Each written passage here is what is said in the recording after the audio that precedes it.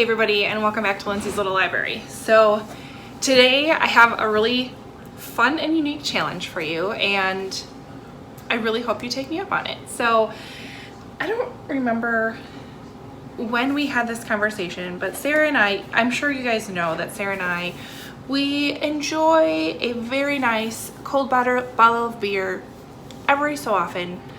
I'm a fan, she's a fan. So we thought we would do a 6-pack and book, beer and book challenge. So I have a 6-pack of beer here, all different varieties of beers. They're all fantastic. And I'm gonna pair them with a book I think would go really quite nicely with that beer for the evening. So kind of like your wine and food pairing or your wine and cheese pairing, but with beers and books. Sound fun? Plus I have a couple extra bonuses in here just because, why not, right? The first book I thought of right away was The Moonshiner's Daughter by Donna Everhart, which I kind of figured could really be paired well with just about anything, until I came across this little jar of Old Smoky Tennessee moonshine. So that's like a match made in heaven right there. And this stuff is strong, my friends. Delicious. So it's an apple pie moonshine. So I mean I need to try these things and let you know that they're good. It's fantastic.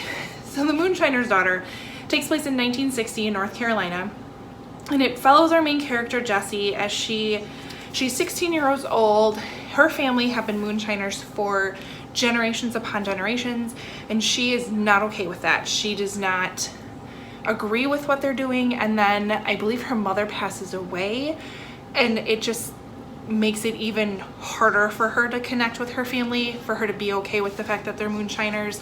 She blames that on her, or she blames the moonshining business on her mother's death.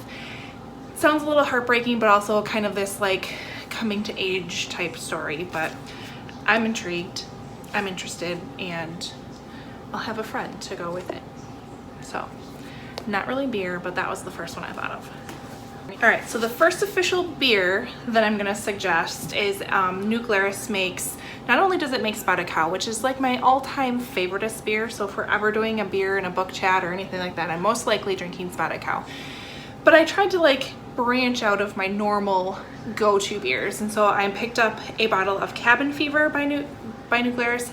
They only sell beer in Wisconsin, so if you are my Wisconsin friend, definitely highly suggest Spotted Cow or Cabin Fever. If you're not, I'm sorry, come visit us and have a Spotted Cow. So Cabin Fever I think would pair really quite nicely with The Marsh King's Daughter by Karen Dionne, because this follows our main character Helena.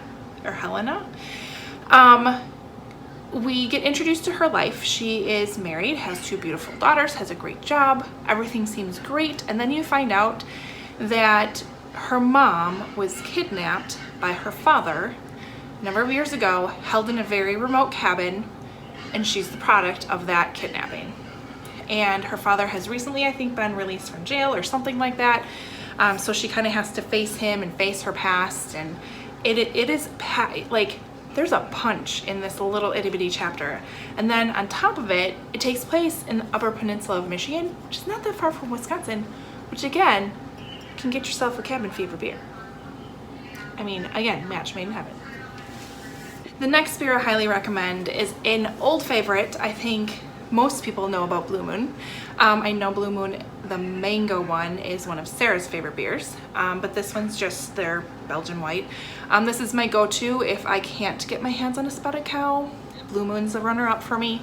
Usually comes with an orange wedge in it. It's delicious. And it pairs really nicely with Christina Lauren's Twice in a Blue Moon. Just play on names. But what is Twice in a Blue Moon about? I have no idea, but it's Christina Lauren, so I don't really care. And of course this is an advanced reader copy that I got my hands on, so there is no synopsis on the back. Oh, here. So this follows our 2 main characters, Sam and Tate, as they kind of meet each other during a 2-week vacation. And it sounds like there were some secrets that were held back between them, which kind of caused their friendship or relationship to kind of fizzle out. And we're 14 years later. because Christina Lauren, she's great at her dual timelines. And so I believe one of them is kind of questioning that first love, wondering if they should reach out, if something's still there. It'll be fantastic as I drink my Blue Moon. My next beer of choice, usually in the summer, is I go with a Summer Shandy by Leinenkugels. We call it Liney's. I don't know if this is a Wisconsin only beer. I don't think so, but it's located in Chippewa Falls, Wisconsin, which isn't super far from me.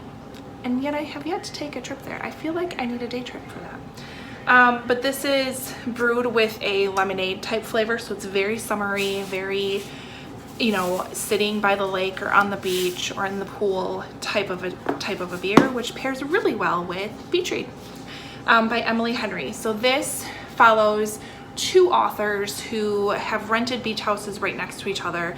They have the summer to kind of finish their next books that they're trying to write.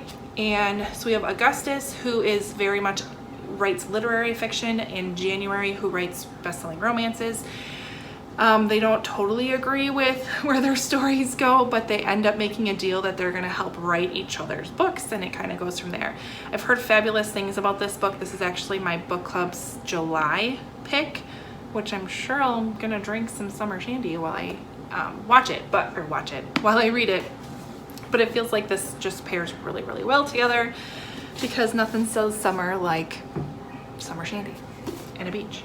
The next beer that I have for you is Red's Apple Ale. This pairs really, really nicely with a book called The Simplicity of Cider by Amy Reichart, which I don't know what I did with my copy. It is MIA, but that's okay. So Amy Reichart is a Wisconsin author. She writes, all of her books take place in Wisconsin, and this one specifically takes place in Door County on an apple orchard. So again, an apple ale with an apple book. It's fantastic, and it's in Wisconsin. Where this follows our main characters, so there is, I can't think of his name, but he takes a summer job at this orchard to kind of help this family out. They're not struggling, but they're not doing all that great, and the daughter is kind of preparing to take over the orchard, or the farm and the business from her father. And some little romances pop up there. It's really good. I really, really like Amy Reichart and her books. I've read a few of them so far, and they're fantastic. So definitely having myself a Red's Apple Ale next time I pick up her book. Although her other books tend to mention Spotted Cow a lot, so probably will pick up a Spotted Cow. The next beer I have for you is the Stuckeys. It's a fantastic Mexican beer. I've had a few of these on a few vacations, and it's been fantastic, so highly recommend. But I feel like I need to be in Mexico for it. So at first,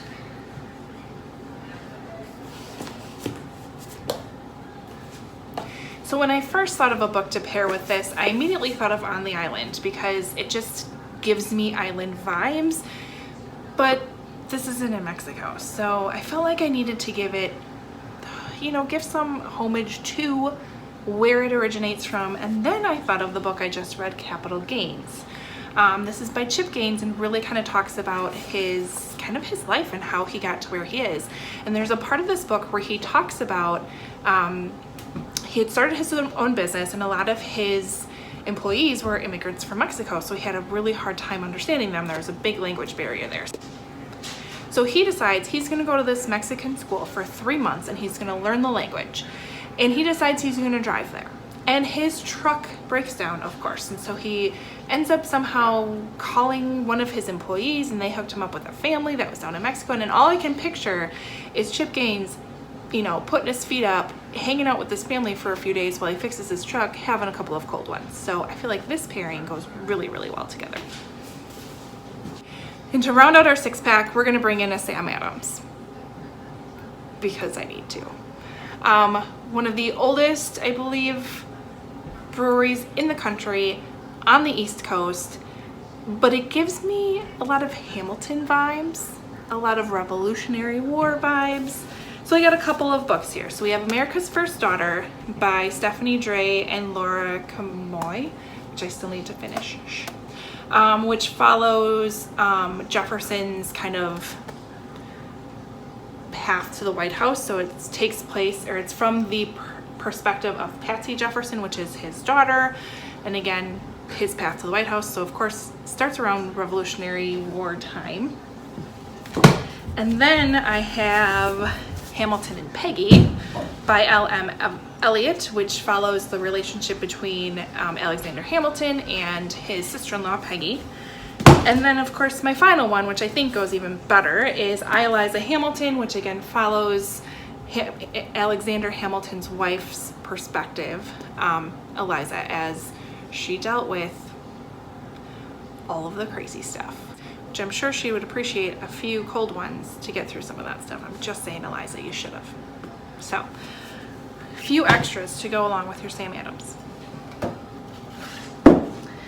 So then, I couldn't help but add a couple of extras in here. So there's a couple of drinks that I've been finding because quarantine, I just have.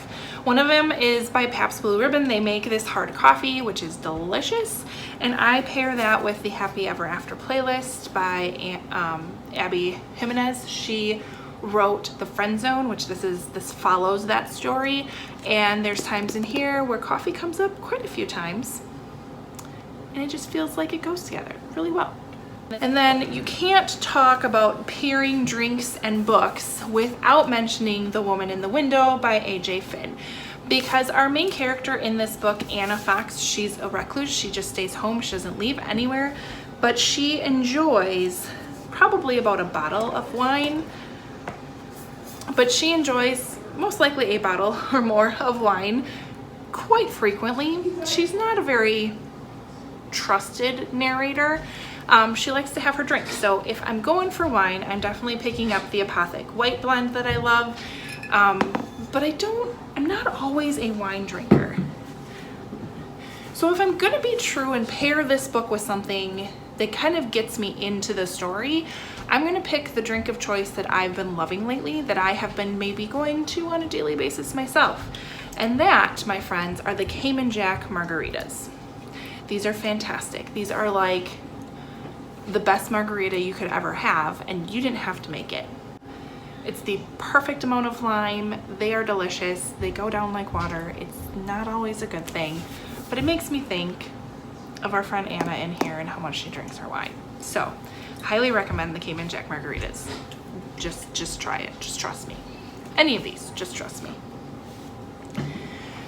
So, that's our 6-pack challenge, or our beer challenge. So I highly, highly encourage you to find a 6-pack of your own, pair it with some good books, and let me know what you come up with.